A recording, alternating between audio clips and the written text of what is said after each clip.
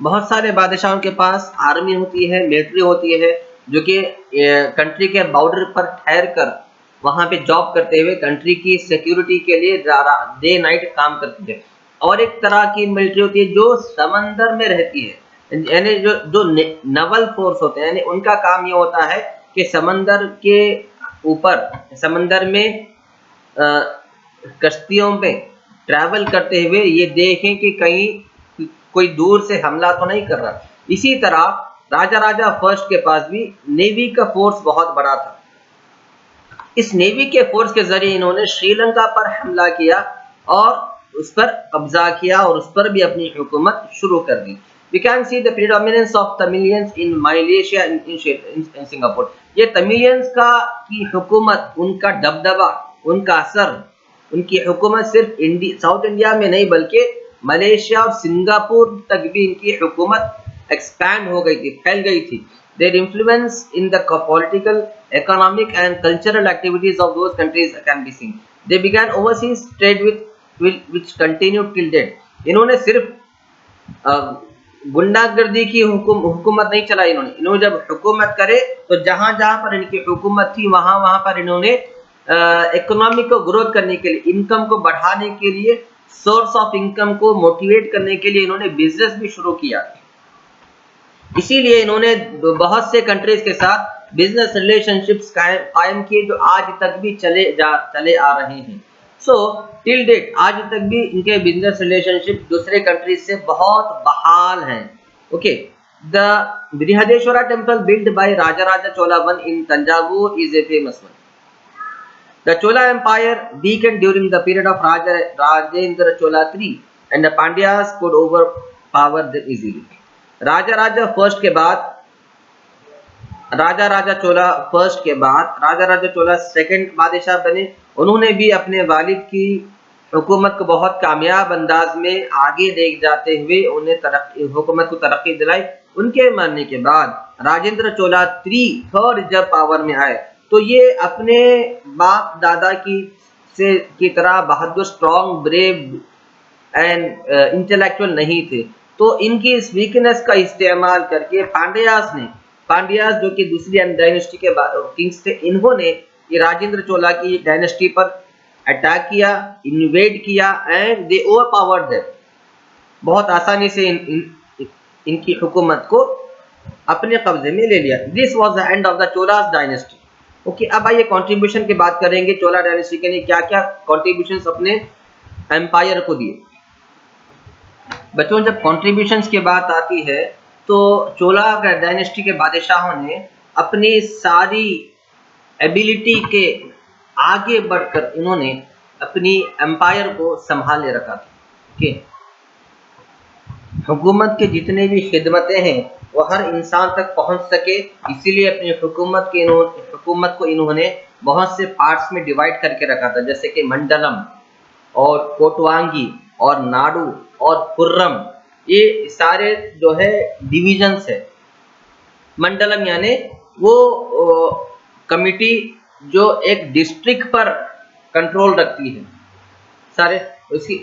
उसी तरह कोटवांगी ये एक ऐसी कमिटी है जो डिस्ट्रिक्ट के अंदर के तालुके पर तालुक लेवल पर काम करती है।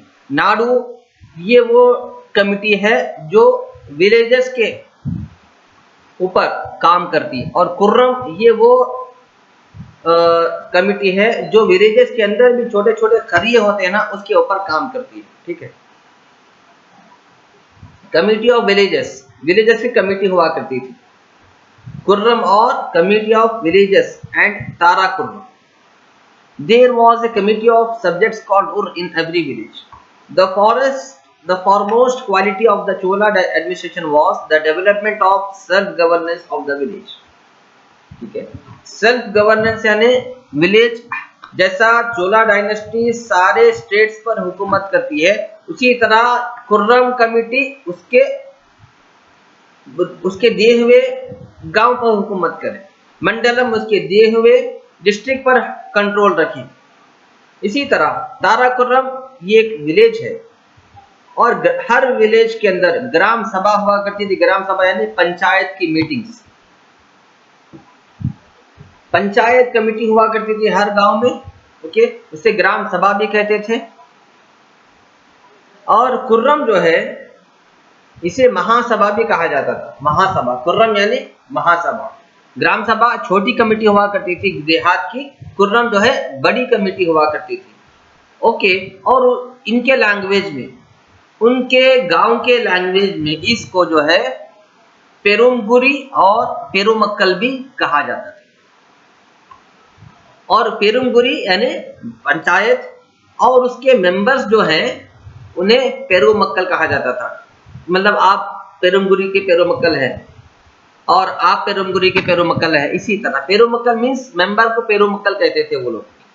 पेरुमगिरी सभा को कहते थे, पंचायत को कहते थे, कमेटी को पेरुमगिरी कहते थे। उनके गांव के लैंग्वेज में भाई पता नहीं, उनके गांव में शायद तमिल लैंग्वेज बोली जाती थी, तो तमिल में हो सकता है पेरुमक्कल कमेटी मेंबर को कहते हैं। The members were chosen through election, ठीक है। अब कमेटी के मेंबर कौन होना चाहिए, सारे गांव वाले मिलकर इलेक्शन के तौर पर, वो इलेक्शन के जरिए से, वोट के जरिए से कमेटी के मेंबर्स को अपॉइंट करते थे, ओके। और उसके अलावा संस्कृत बहुत ज्यादा बोली सुनी जाने वाली लैंग्वेज थी। जब बात आती है टैक्स की, तो 1/6 part of the land revenue used to collected as a tax, ठीक है।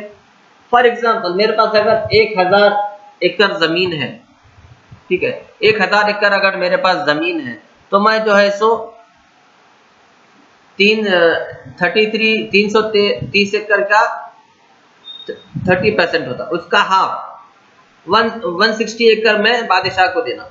अगर मेरे पास 1000 एकड़ जमीन है तो मैं 160 एकड़ बादशाह को देना। अगर मेरे पास मेरे खुद के 1000 रुपए है तो मैं 160 रुपीस बादशाह को टैक्स के तौर पे देना। अगर मेरे पास खेत है, खेत में अगर एक साल में 1000 जवारी के थैले बने, 1000 थैले जवारी पैदा हुई, तो मैं 160 थैले बादशाह के महल में टैक्स के तौर पे भेजना। इसी तरह अगर मेरे पास 1000 थैले गेहूं के तैयार हुए, तो मैं 160 थैले गेहूं बादशाह के महल में टैक्स के तौर पे देना। इस तरह का सिस्टम टैक्स का लेने और देने का मौजूद था चोलास डायनेस्टी में। और ये टैक्स से जो पैसा इन्हें मिलता, बादशाह को जो रकम इन्हें मिलती, तो ये लोग क्या करते, गरीबों में बांटते और इस पैसे को इस्तेमाल करके वो लोग लोगों की भलाई के लिए जो कुछ भी अगर बनाना पड़ता है, जैसे कि लेक्स है, जैसे कि डैम है, जैसे कि टैंक है, ये सारी चीजें कंस्ट्रक्ट करवाते। हाँ, यहाँ पे they build a huge pond, बहुत बड़ा टैंक इन्होंने बनाया, बहुत बड़ी एक लेक बनाई, जैसे कि स्विमिंग पूल कह सकते हैं। कहाँ पर, गंगाईकोंडा चोलापुरम में। तो इस तरह इनके कॉन्ट्रीब्यूशंस हैं। चोला ये शिवा के बहुत बड़े भक्त थे, शिवा की बहुत पूजा करते थे। शिवा उनका जो शिवा जिनको भगवान मानते हैं, उनकी वो बहुत ज्यादा पूजा करते थे।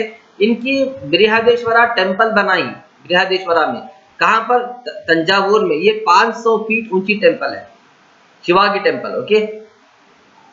500 फीट ऊंची टेम्पल है। और उसके अंदर जो कोर्ट यार्ड है, एक बात ध्यान में रखें बच्चों, जितने भी डायनेस्टी गुजरे हिंदुस्तान में, और सारे डायनेस्टी के बादशाह, जितने भी बादशाहों ने टेम्पल कंस्ट्रक्ट करवाए, तो वो लोग टेम्पल के साथ साथ टेम्पल के अंदर एक कोर्ट यार्ड बनाते थे। कोर्ट यार्ड यानी एक बड़ा हॉल जहां पर मीटिंग्स होते हैं, जहां पर मुकदमे लड़ते हैं, जहां पर केसेस, वकील और जज मिलके केस लड़ते हैं, तो वो कोर्ट, उस जगह को कोर्ट यार्ड कहते हैं, ठीक है।